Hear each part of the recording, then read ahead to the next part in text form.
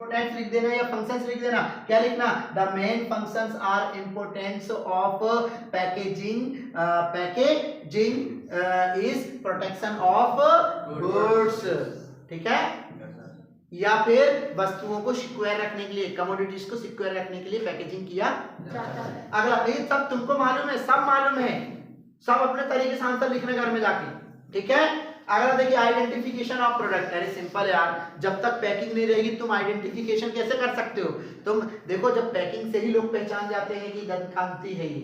ठीक, पैकेजिंग, और अगर वो खुला मिल जाए, जैसे साबुन है, आप मान लीजिए एक साबुन है भाई, लक्स साबुन है, वो क्यों पहचान रहे हो तुम लोग? क्यों? क्योंकि उसमें रैपर लगा और वो पूरी पैकिंग है। एक काम करो, साबुन को निकाल दो और बहुत सारी साबुन को एक टब में रख दो, 10-20 ठो, और अब बताओ कि लक्स कौन सी है? नहीं बता पाओगे, आइडेंटिफिकेशन नहीं कर पाओगे। तो आप आइडेंटिफिकेशन तभी कर पाओगे जब वस्तु पैक हो, पैक रहेगी तभी तुम आइडेंटिफिकेशन कर पाओगे, नहीं तो नहीं। क्या लिखेंगे? पैकेजिंग का दूसरा कार्य होता है वस्तु की पहचान करना। पैकेजिंग होने से वस्तु की पहचान बड़ी आसानी से हो जाती है, और जो अनपढ़ लोग रहते हैं वो अनपढ़ लोग भी पैकेजिंग को ही देखकर वस्तु समझ जाते हैं कि ये अमुक वस्तु वही है जिसे हम लेना चाहते हैं। सिंपल यार। तो क्या लिखेंगे? The main functions of packaging is an identification of product, easily identified to every persons of the goods because the packaging system, क्योंकि पैकेजिंग सिस्टम से ही तुम उसको पहचान पाओगे। समझ में आ गया? आगे चलते हैं, रिडक्शन ऑफ कॉस्ट। अब कॉस्ट कैसे रिडक्शन होती है इसकी? ठीक है, रिडक्शन ऑफ कॉस्ट।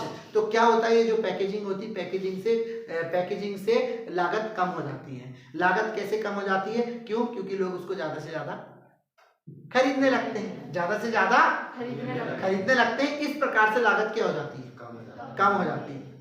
और अगर आपको खुला माल कोई बेचे तो आप लोग नहीं लोगे ही नहीं आप लोग। भैया रैपर में दो यार, भैया ये क्या है, ये इसकी सील निकली है भैया, ये नहीं, वो दूसरा वाला दो।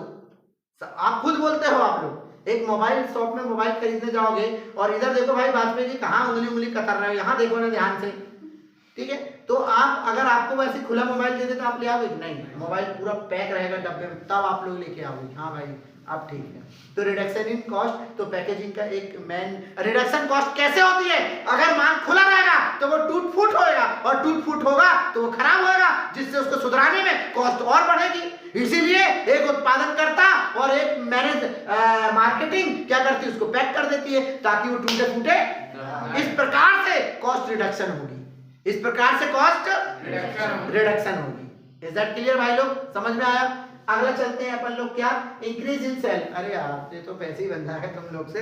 अरे यार बिक्री, जब माल पैक रहेगा तो लोग उसको खरीदने के लिए मरे जाएंगे और पैकिंग वाला ही माल खरीदेंगे वो।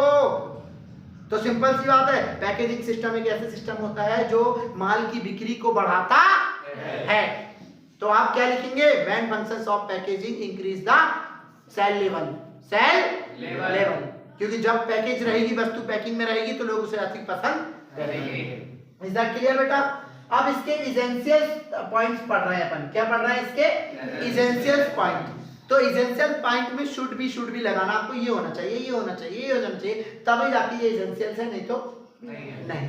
अरे भाई साहब यार ये भी लिख सकते हो यार, कोई मैंने अलग लिख दिया तो घबराना मत की बात, ने अलग लिख दिया। देखो पॉइंट प्रोटेक्टिव एंड सेफ है, वही मैं नहीं समझा रहा, आपको कैसे लिखना है गौर से सुनिए।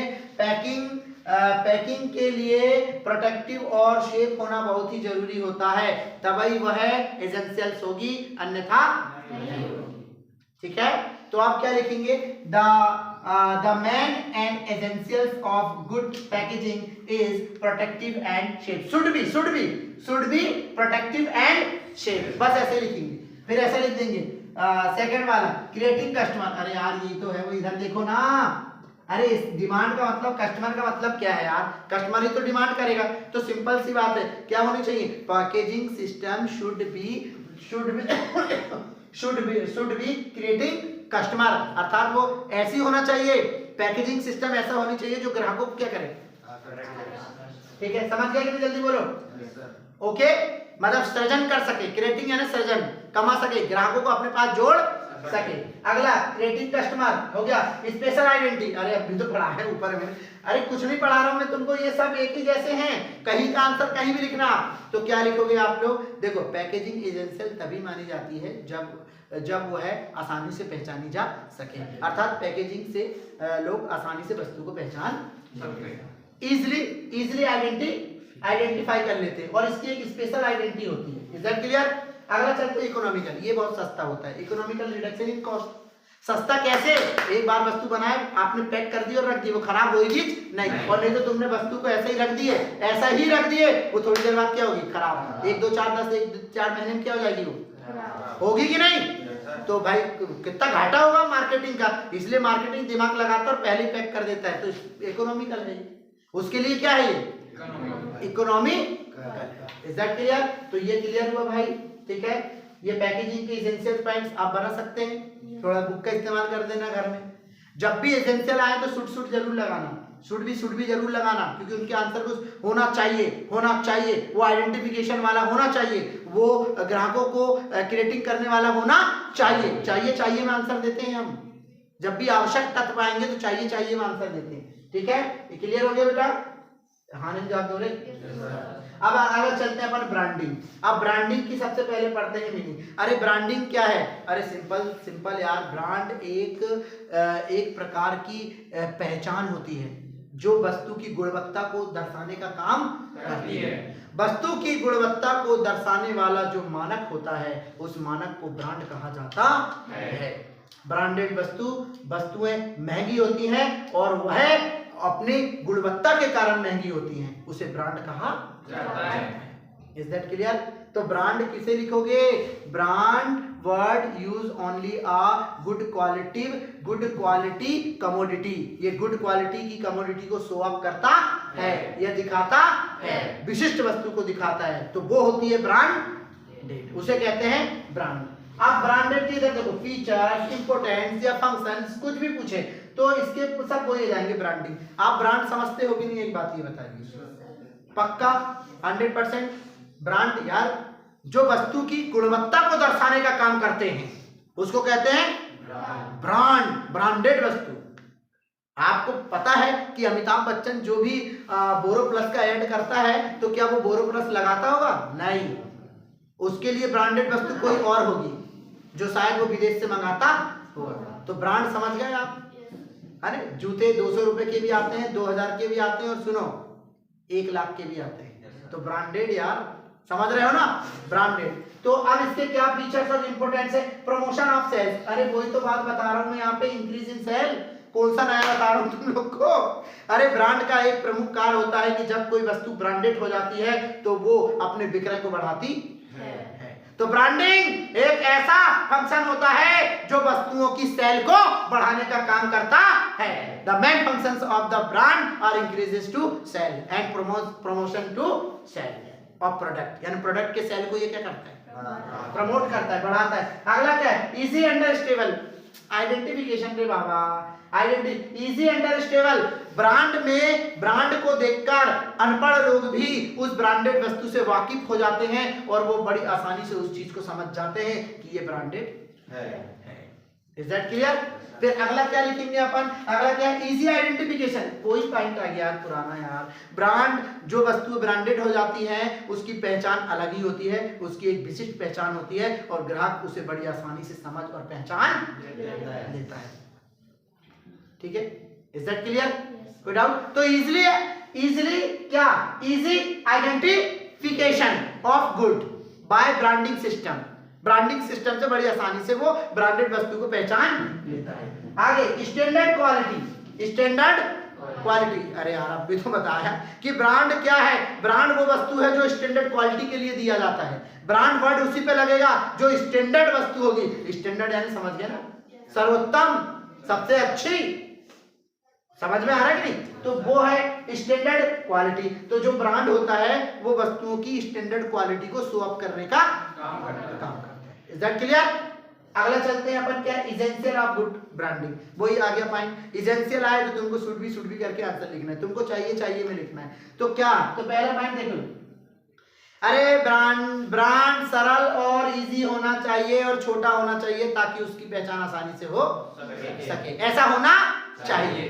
तो क्या लिखेंगे? ब्रांड तभी आवश्यक माना जाता है या तभी प्रभावी माना जाता है जब वह साधारण और छोटा हो। साधारण और छोटा हो, नहीं तो ब्रांड का नाम ही बहुत बड़ा है तो लोग कंफ्यूज हो जाएंगे। Is that clear? तो आप लोग क्या लिखेंगे? The main essentials of good branding should be simple and short, should be easy pronounceable, आसानी से उसका नाम ले सके, ऐसा होना। नहीं तो ब्रांड ही कुछ अलग नाम का है तो आप नाम ही तो उसका नहीं ले पा रहे, तो ब्रांड ऐसा नहीं होना चाहिए। ब्रांड ऐसा होना चाहिए जो इजी प्रोनाउंसिएबल हो, जो बड़ी आसानी से बोला जा सके। Is that clear? अगला मेमोरेबल। अरे यार ब्रांड ऐसा होना चाहिए जो मेमोरेबल हो, जो लोगों के दिमाग में दस्तक दे और लोग उसको लंबे समय तक याद रखें। नहीं तो ब्रांड ही भूल गए, वो ब्रांड ही भूल गए। तो ब्रांड ऐसा नहीं होना चाहिए। ब्रांड इतना छोटा होना चाहिए, इतना अच्छा होना चाहिए कि लोग उसको बड़ी आसानी से लंबे समय तक मेमोरेबल कर सके और दिमाग में गूंजता रहे, लोगों की, कस्टमर के दिमाग में वो गूंजता रहे, तो वो मेमोरेबल होना चाहिए। शुड बी मेमोरेबल, ठीक है? तभी वो एसेंशियल्स है, नहीं तो नहीं है। अगला क्या है? अट्रैक्टिव। बताने की जरूरत नहीं है यार। अट्रैक्टिव का मतलब क्या? आकर्षित, अर्थात ब्रांड ऐसा होना चाहिए जो ग्राहकों को आकर्षित कर सके, ठीक है? तो ब्रांड शुड बी अट्रैक्टिव, ठीक है? जो ग्राहकों को क्या कर सके? कस्टमरों को क्या कर सके? आकर्षित कर सके, अट्रैक्ट कर सके। ऐसा गुण यदि उसमें है तो वो एसेंशियल गुड ब्रांड है, नहीं तो नहीं है।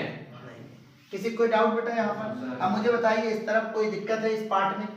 Is that clear? हाँ में जवाब दीजिए। बन पाएगा यहाँ तक? चलिए अगला अपन देखते हैं ब्रांड और ट्रेडमार्क 2023 से।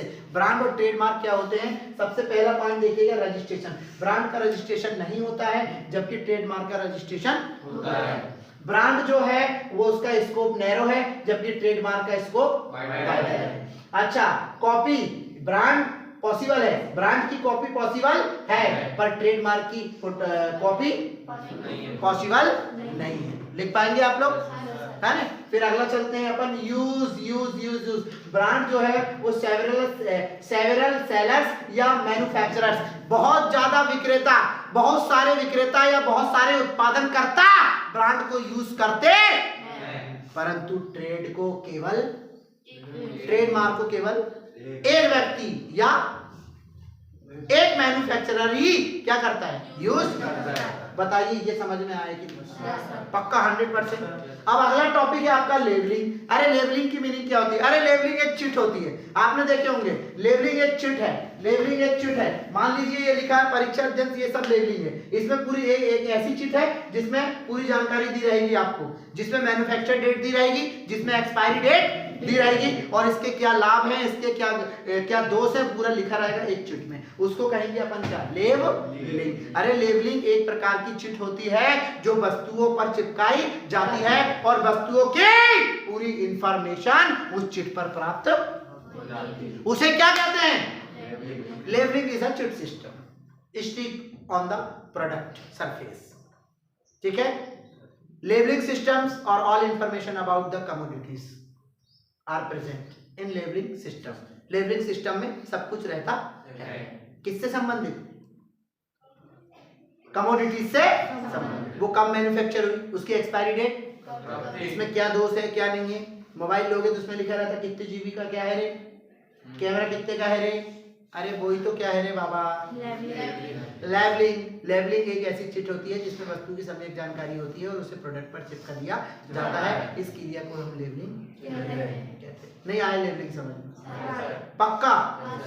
और पूरे फंक्शन और इंपोर्टेंस, अरे यार कुछ नहीं है, सब फोटोकॉपी चल रही है इधर से, कुछ भी उठा के लिख देना, सिर्फ अंतर को छोड़ के, सिर्फ डिफरेंस को छोड़ के कुछ भी बना लेना, आंसर तुम्हारा परफेक्ट रहेगा। बोले सर लेबलिंग का मतलब ये बताओ कि सेल इंक्रीज होता कि नहीं? अबे होता है ना। लोग बाग सबसे पहले वही तो देखते प्रोडक्ट उठा के चारों तरफ क्या लिखा है रे। Is that clear? तो अब इससे चलते फंक्शंस और इंपोर्टेंस। देखो सब मिलेंगे यार। पहला यूजफुल इंफॉर्मेशन होती है, अभी बताया मैंने। तो क्या होंगे? ये जो लेबलिंग होती है, लेबलिंग में आवश्यक सूचना होती है, महत्वपूर्ण सूचना होती है। पता किससे? प्रोडक्ट से संबंधित, प्रोडक्ट से संबंधित। तो क्लियर हो गया एक फंक्शन, मतलब आपका लेवलिंग का एक फंक्शन क्या है, एक इंपोर्टेंस क्या है कि यूजफुल इंफॉर्मेशन हमें वहां से मिलती है। समझ गए कि नहीं? Every customer taking the useful information by the levelling. Levelling से ही वो क्या कर सकता है, पूछेगा नहीं विक्रेता से कि बताओ इसमें क्या क्या, वो खुद पढ़ लेगा। कितनी रोम है कितनी रैम है वो खुद पढ़ ले। Is that clear? तो अगला चलेंगे हेल्प इन आइडेंटिफिकेशन, वो देखो वही आ गया, हेल्प इन आइडेंटिफिकेशन। लेवलिंग एक ऐसा सिस्टम है जो प्रोडक्ट की आइडेंटिफिकेशन करवाता है और लोग लेवलिंग को पढ़कर या लेवलिंग को देखकर आसानी से आइडेंटिफाई कर लेते हैं प्रोडक्ट को, easily identification by the levelling. आगे चलिए फिर क्या है, हेल्प एडवर्टाइजमेंट। अरे भैया लेवलिंग जो होता है वो मदद करता है वस्तु के एडवर्टाइजमेंट करने में। जो एडवर्टाइजमेंट होता है ना उसमें हेल्प मिलती है। अब अमिताभ बच्चन को बोरोप्लस का क्या करना है, तो सबसे पहले वो लेवलिंग पढ़ेगा कि कहीं उत्पादनकर्ता चूतिया बना के जबरन में गलत एडवर्टाइजमेंट तो नहीं करवा दे रहा है, तो वो पढ़ेगा हाँ 5 रुपए की है, इतने ग्राम आता है, अब ये ऐसा ऐसा है, पहले पढ़ेगा उसके बाद फिर वो एडवर्टाइजमेंट करेगा। ऐसा तो ना कि उसने उसमें लिखा 5 रुपए रेट और उत्पादनकर्ता ने बोल दिया 10 रुपए बताना एडवर्टाइजमेंट में और वो 10 रुपए एडवर्टाइजमेंट में बता रहा है, ऐसा बिल्कुल भी नहीं। तो लेवलिंग एक ऐसा माध्यम होता है जो वस्तु के विज्ञापन कराने में सहायक होता है। ठीक है, levelling is a which systems are helpful to advertisement about the product, अर्थात ये प्रोडक्ट की क्या करता है, एडवर्टाइजमेंट। अगला चलते हैं प्राइस कंट्रोल। अरे प्राइस कंट्रोल वही बताया ना, 5 रुपए का है तो 5 ही रुपए का, लेवलिंग में 5 लिखा है तो 5, आप 10 में नहीं बेच सकते उसको। तो ये प्राइस कंट्रोल करने का काम करता है, मूल्य नियंत्रण करने का काम करता है। कौन? लेवलिंग। लेवलिंग एक ऐसा सिस्टम होता है जो मूल्य का नियंत्रण करता है। Leveling which are systems are control the price level of commodities. Clear हो गया बेटा? अगला essential of good, वही बोलना है should be। essential कब है, आवश्यक तत्व कब है, प्रभावी तत्व कब है, आदर्श कब है, जब उसमें क्या हो, नेम एंड एड्रेस। अरे यार लेवलिंग में क्या होना चाहिए, प्रोडक्ट के नेम और एड्रेस होना चाहिए, तभी वह प्रभावी है, नहीं तो नहीं। Should be recorded name and address, तभी essentials है, तभी गुड है, नहीं तो नहीं। अगला सो प्रोडक्ट इंफॉर्मेशन, वही आ गया ना, ये क्या करता है, अर्थात लेवलिंग ऐसा होना चाहिए जो प्रोडक्ट की इंफॉर्मेशन शो करे, ऐसा होना चाहिए, तभी वो है एसेंशियल्स और गुड होगा, नहीं तो नहीं होगा। अगला चलते हैं, देखिए इधर सो रिस्क। हाँ, इसमें क्या रिस्क है और क्या जोखिम है ये लिखा रहना चाहिए। सिगरेट के पैकेट में लिखा रहता है इट्स कॉजेस टू कैंसर, लिखा है, जोखिम क्या है, उसको पीने से क्या जोखिम है आपको वहां पर लिखा हुआ है, पर उसके बाद भी कुछ बच्चे उसे ग्रहण करते हैं और पीते हैं। तो ये हानिकारक चीज उसमें लिखी रहनी चाहिए। सो रिस्क यानी रिस्क को शो अप करना करता है कौन, लेवलिंग। Is that clear? तभी तो वो क्या है, अच्छा माना जाता है। Is that clear? गुड माना जाता है। अगला सो एक्सपायरी डेट। अरे मैं नहीं बता रहा, अरे यार लेवलिंग एक ऐसा फंक्शन होता है जिसमें प्रोडक्ट की एक्सपायरी डेट होती है और तुम मैन्युफैक्चर डेट भी लिख देना। अरे तुम जो लिखोगे वही सही है बच्चों, समझ रहे हो कि नहीं? क्योंकि ये चैप्टर ही वैसा है, ये चैप्टर ही वैसा है, क्या कर लोगे तुम, मार्केटिंग ही हो रही है, समझ रहे हैं कि नहीं? तो अब क्लियर हुआ, सो एक्सपायरी डेट आप लोग समझ गए होंगे। एक्सपायरी बोले तो ठीक है भाई, खराब होने की अंतिम डेट, भाई इतने समय में ये खराब हो जाएगा। अगला चलते हैं डिसएडवांटेज। अब इसके क्या डिसएडवांटेज है, अब इसका गंदा गंदा डिसएडवांटेज देखते हैं। यूजफुल फॉर इलिटरेट, ठीक है, मतलब यूजलेस फॉर इलिटरेट, मतलब अनपढ़ लोगों के लिए अनुपयोगी। अनपढ़ लोग क्या पढ़ लेगा, अनपढ़ लोग क्या पढ़ लेगा, हाँ आइडेंटिफाई कर लेगा वो, पर पढ़ेगा नहीं। तो अनपढ़ व्यक्ति के लिए अनुपयुक्त होता है कौन, लेवलिंग। लेवलिंग ये इसकी सबसे बड़ी क्या है, डिसएडवांटेज। लिख लेंगे ना आप लोग, कोई दिक्कत तो नहीं, ठीक है। नॉट फॉर यूज इलिटरेट, ठीक है, क्योंकि वो नहीं पढ़ पाए इसमें, क्योंकि लिखा रहता है यार, सब इंग्लिश में लिखा रहता है, तो कहां से पढ़ लेंगे अनपढ़ लोग। आगे चलते हैं अपन लोग, अगला क्या है, इंक्रीज इन कॉस्ट। भाई सुनो, लेवलिंग हमेशा रिडक्शन ऑफ कॉस्ट नहीं करता है, ये इंक्रीज भी करेगा। क्यों करेगा, अरे यार भैया लेवलिंग में एक चिट बनेगी, प्रोडक्ट बना 200 रुपए में, चिट बनी 10 रुपए में, ये देखो कितने का हो गया, 200। वो 10 रुपए माफ तो ना करेगा प्रोडक्शन करता, तो 210 हो गया, मूल्य क्या हो गया, बढ़ गया। Is that clear? तो इंक्रीज इन कॉस्ट। फिर अगला चलते हैं अपन, कंपल्सन ऑफ स्टैंडर्डाइजेशन। ठीक है, कंपल्सन का मतलब होता है विरोध करना। क्या करना? विरोध करना। अच्छा, ये क्या होता है, कुछ ऐसी वस्तु होती है जो नॉर्मल रहती है और कुछ स्टैंडर्ड की रहती है, तो ये स्टैंडर्ड पे लगाया जाता है लेबलिंग। ठीक है, तो यहाँ पर विरोध होता है, कुछ चीजों का क्या हो जाता है, विरोध। कि भाई जो अब अगर साबुन खरीदने जाओगे तो खुले में मिलती है और पैकेजिंग वाली भी मिलती है, तो यहाँ पे आपस में एक प्रकार का विरोध हो सकता है कि कस्टमर ये कह सकता है कि तुम खुले में क्यों बेच रहे हो, तुम रैपर में क्यों बेच रहे हो। तो इस प्रकार का कंपल्सन यहाँ पर पैदा हो सकता है स्टैंडर्डाइजेशन पर। क्यों? क्योंकि स्टैंडर्डाइजेशन वाली वस्तु पर ही लेबलिंग लगाई जाती है। Favour of one product and discarding another product, वही वाली बात है, वो उधर मैंने जो बताया वही है। कुछ लोग इसके फेवर में रहते हैं और कुछ लोग इसके फेवर में नहीं रहते। भाई लेबलिंग लगी है तो महंगी मिलेगी, तो बोले एक काम करो, काय का चिट लगा रहे हैं निकाल लो। पर कुछ लोग तो इतने हरामखोर आजकल दुरुपयोग करने लगे, खुद की एक चिट बनाते हैं और क्या कर देते हैं, समझ। आप देखना मार्केट में ऐसी गंदी हरकत हो रही है, वो खुद चिट बनाते हैं और ऐसे करके चिपका देते हैं। ठीक है, तो इसमें भी वही होगा कि ये प्रोडक्ट की, इसमें लोग आपस में फेवर में, कुछ लोग कुछ प्रोडक्ट के फेवर में होते हैं तो कुछ लोग है ना, मतलब कुछ लोग लेबलिंग को मानते हैं तो कुछ लोग नहीं मानते। इज दैट क्लियर बेटा? अगला टॉपिक चल रहा है अपन techniques methods of self promotion. ठीक है, अब ये देखते हैं सेल्फ प्रमोशन क्या होता है, गौर से सुनिएगा। वस्तुओं को नए नए तकनीकों से, वस्तुओं को नए नए तरीके से बेचने की जो कला होती है, उस कला को ही सेल्फ प्रमोशन कहा जाता है। Self promotion is the technique of selling the commodities like fairs, मेले, प्रदर्शनी लगा के बेचना, हर एक माल करके बेचना, फेरी लगाकर बेचना, सेल सेल सेल आया है, सेल लगाकर बेचना। अरे यही तो क्या है सेल्फ प्रमोशन। विक्रय संवर्धन क्या है? विक्रय संवर्धन एक ऐसी क्रिया होती है जिसमें नए नए तरीके से वस्तुओं को बेचा जाता है, या नए नए तरीके से वस्तु को बेचने के लिए अपनाई जाने वाली जो क्रिया होती है उसे हम विक्रय संवर्धन कहते हैं। अरे सेल्स प्रमोशन का मतलब क्या होता है? न्यू टेक्निक से कमोडिटीज को क्या करना? बेचना, सेल करना। अबे बनाना नहीं, बनाना तो मार्केटिंग है, तो सेल करना, मेले लगा के सेल करना, प्रदर्शनी लगाकर सेल करना, सेल लगा लिए। Is that clear? उस हिसाब से कमोडिटीज को बेचना, तो बेचने के लिए अपनाई जाने वाली जो प्रोसेस होती है उसको कहते हैं self promotion. Is that clear?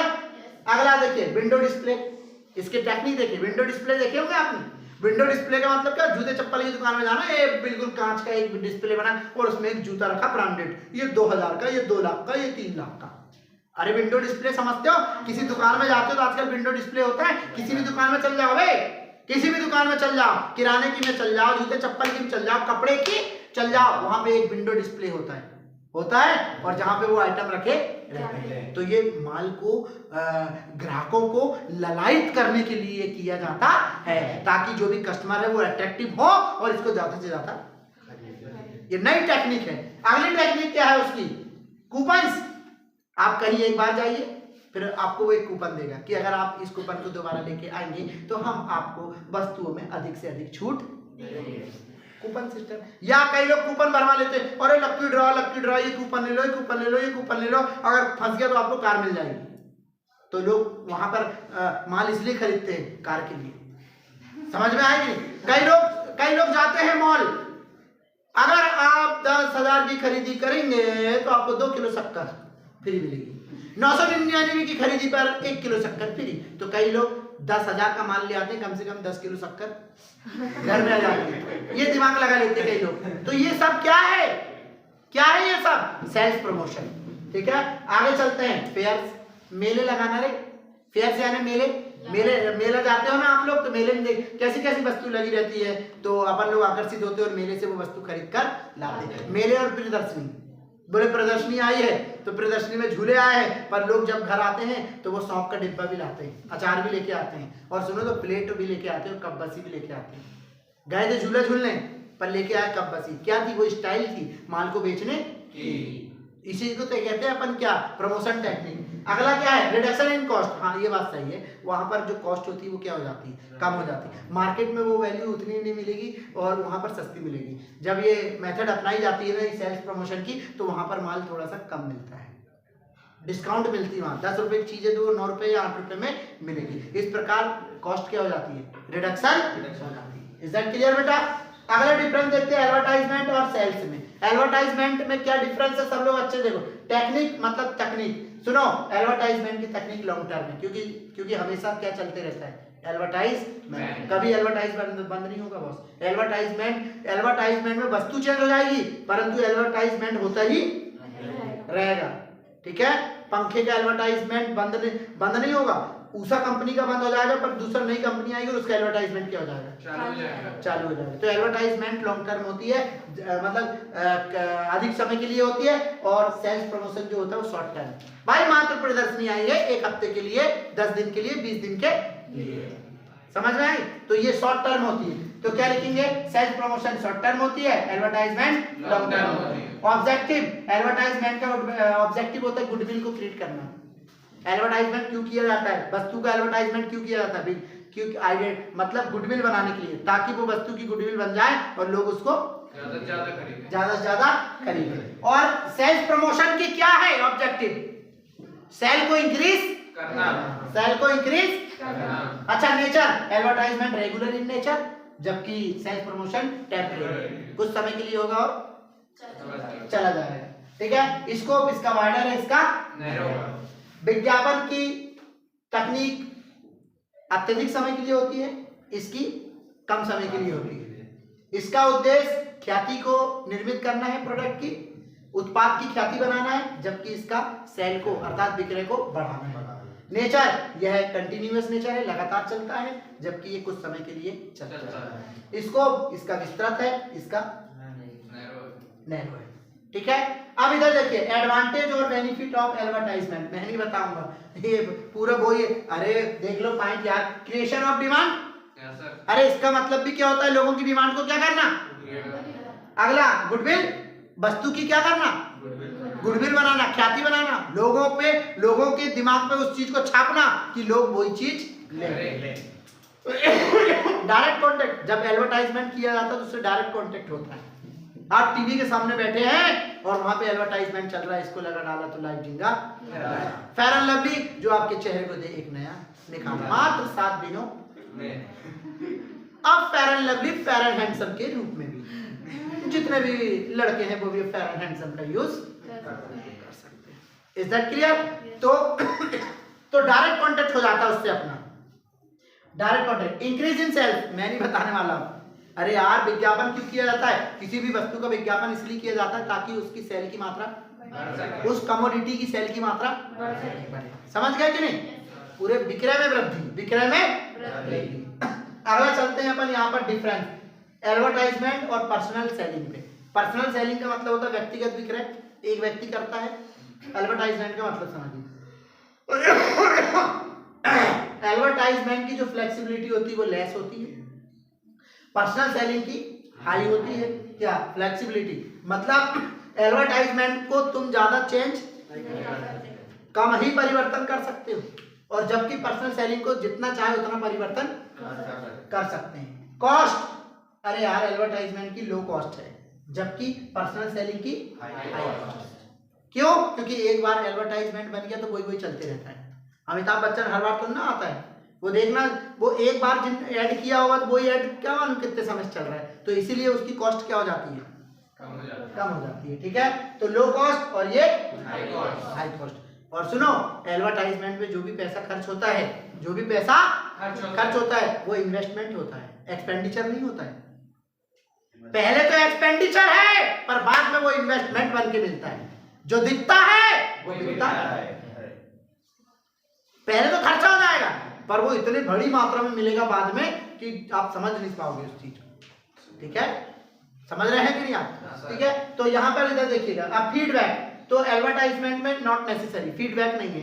अरे फीडबैक, किसी ने, अमिताभ बच्चन ने बोरोप्लस का एडवर्टाइजमेंट किया और वो चला गया, अपन ने देखे, अपन उसका फीडबैक नहीं लेते। कहाँ लेते हैं फीडबैक? कि जाके पूछ रहा है क्यों करा भैया अमिताभ बच्चन ने, कितने करवाया भैया इससे, ऐसा क्यों करवाया उनने। अरे कोई भी जो भी जानकारी अपन नहीं लेते, परंतु इधर से सुनो तो यहाँ पे नेसेसरी है। पर्सनल सेलिंग जब होती है तो लोग आप फीडबैक लेते हैं, मतलब वो माल बेच के चला जाएगा, और माल जब वो बेच के चला जाएगा तो लोग फिर उसके बारे में फीडबैक लेंगे कैसा है ये, मार्केट में पहली बार आया, कैसा ढंग से बेचता है कि नहीं, फाल्ट तो नहीं है ये, ठीक है। मतलब ऐसी फीडबैक वहां पर लिया जाता है, ठीक है। एडवर्टाइजमेंट में फीडबैक नॉट नेसेसरी, पर पर्सनल सेलिंग में necessary. Medium advertisement written and oral दोनों है, लिखित और मौखिक। पेपर में लिखित आता है और उधर बोरोप्लस। फेयर एंड लवली जो आपके चेहरे को देखना है मात्र 6 दिनों में। Is that clear? अब जो साला काला ही पैदा हुआ है, जिसकी चमड़ी काली है, अब फेयर एंड लवली उसको करके दिखा दे, जबरन की धत्कर्म करते हैं विज्ञापन में, ठीक है। अब ओरल, पर्सनल सेलिंग ओरल होती है। कैसी होती है? ओरल होती है, मौखिक होती है। क्या होती है? लिखित नहीं होती। कभी तुम माल खरीदने जाते हो, लिख के देते हो कि अंकल जी एक चिप्स दे दो, फिर वो लिखता है ले लो बेटा ये वाली चिप्स, दोनों लिख के बात कर रहे हैं। होता है क्या?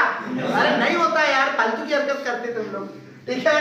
तो इसका क्लियर। हिंदी में लोचशीलता, विज्ञापन में लोचशीलता होती है, जबकि व्यक्तिगत विक्रय में लोचशीलता नहीं होती। मतलब इसमें कम लोचशीलता होती है और इसमें ज्यादा लोचशीलता होती है। कॉस्ट, लागत, एडवर्टाइजमेंट की लागत कम होती है, पर्सनल सेलिंग की लागत ज्यादा होती है।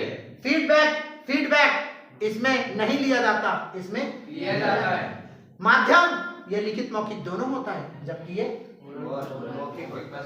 किसी को डाउट? एक क्वेश्चन आ सकता है आपको, एलिमेंट ऑफ मार्केटिंग मिक्स। अब मार्केटिंग मिक्स भी क्या है? अरे वही है यार, मार्केटिंग मिक्स जैसे मैंने प्रमोशन पढ़ाया ना, सेल्स प्रमोशन, वैसे ही मार्केटिंग मिक्स भी होता है, ठीक है। अब मार्केटिंग मिक्स करता क्या है, इधर देखो, इसको 4PS के नाम से जान सकते हैं। परीक्षा में ऐसा सकता है, गौर से सुनो। 4PS क्या है? 4PS क्या है? 4PS क्या है? 4PS क्या है? इस नाम से भी ये आ सकता है। देखना जब थोड़ा दिक्कत वाला, मतलब अच्छा क्वेश्चन है, पर 4PS के नाम से ही आता है। 4PS क्या है समझाइए। या फिर ऐसा आएगा, element of marketing mix. Element of marketing mix, जो मार्केटिंग मिक्स है उसके एलिमेंट बताओ। तो पहला है प्रोडक्ट, दूसरा है प्राइस, तीसरा है प्लेस, चौथा है प्रमोशन, और इनको जानते हैं 4PS के नाम से। हिंदी वाले को भी यही आएगा, 4PS। अरे यार प्रोडक्ट क्या है? सिंपल रे, मार्केटिंग मिक्स एक प्रोडक्ट बनाती है, किसी वस्तु का उत्पादन करती है, लोगों को देखते हुए, समाज में गरीब और अमीर जो व्यक्ति है उनको देखते हुए ये वस्तु का निर्माण करती है, ठीक है, और वो प्रोडक्ट कहलाता है। फिर प्राइस, जब वह वस्तु का निर्माण कर लेती है तो उसमें उस वस्तु का वह कीमत रखती है, इसे प्राइस कहते हैं। अगला प्लेस, अर्थात हर वस्तु को बनाने के लिए एक निश्चित प्लेस पर उन्हें बनाया जाता है, निश्चित कारखाने पे बनाया जाता है, वो है प्लेस कहलाता है या स्थान कहलाता है। अब अगला है प्रमोशन। प्रमोशन का मतलब तो तुम समझ गए, बेचना। बेचने के लिए कोई ना कोई क्रिया अपनाई जाएगी कि नहीं। प्रमोशन के अंतर्गत भिन्न भिन्न प्रकार की गतिविधियों को अपनाया जाता है और माल को बेचा जाता है, इसे प्रमोशन कहा जाता है। Is that clear? ओके, तो इसे आप लोग देख लेना। और एक और है पब्लिक रिलेशन, किसे कहते हैं? पब्लिक रिलेशन, ये दो नंबर के। पब्लिक रिलेशन किसे कहते हैं? जब कोई कंपनी या जब कोई उत्पादन करता है या जब कोई इंडस्ट्री डायरेक्टली पीपल से, कस्टमर से कांटेक्ट करती है तो उसे पब्लिक रिलेशन कहते हैं। Is that clear? अब हो गया इधर, और कुछ बचा क्या?